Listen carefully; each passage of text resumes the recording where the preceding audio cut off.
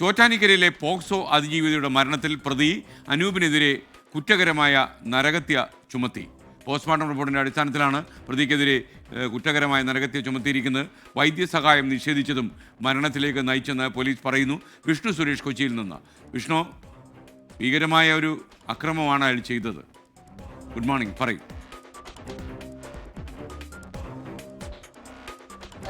അതിക്രൂരമായ മർദ്ദനമാണ് അനൂപ് പോക്സോ അതിജീവിക്കെതിരെ നടത്തിയത്. നേരത്തെ തന്നെ കുറ്റകരമായ നരഹത്യ ചുമത്തുമെന്ന് പോലീസ് പറഞ്ഞിരുന്നു. പക്ഷേ വീണ്ടും കസ്റ്റഡിയിൽ വാങ്ങി പോസ്റ്റ്മോർട്ടം റിപ്പോർട്ട് കൂടി പരിശോധിച്ച ശേഷമാണ് ഇപ്പോൾ അനൂപിനെതിരെ കുറ്റകരമായ നരഹത്യ ചുമത്തിയിരിക്കുന്നത്. ഇത് അല്പസമയത്തിനകം തന്നെ അനൂപിനെ ചോറ്റാനിക്കര മാജിസ്ട്രേറ്റ് കോടതിയിൽ ഹാജരാക്കും. 3 ദിവസത്തേക്കാണ് കസ്റ്റഡിയിൽ വാങ്ങിയെങ്കിലും 2 ദിവസത്തെ ചോദ്യം ചെയ്യലിന് ശേഷം തിരികെ കൊടുക്കാനാണ് അന്വേഷണ സംഘം തീരുമാനിച്ചിരിക്കുന്നത്. ആ ഘട്ടത്തിലാണ് കുറ്റകരമായ നരഹത്യ കൂടി ചുമത്തിയതിന്റെ റിപ്പോർട്ട് കോടതിയിൽ സമർപ്പിക്കുക. പോസ്റ്റ്മോർട്ടം റിപ്പോർട്ടിലടക്കം ഈ പെൺകുട്ടിക്ക് അതിക്രൂരമായ മർദ്ദനമേറ്റതിന്റെ സൂചനകളും പരാമർശങ്ങളും ഒക്കെ ഉണ്ട്.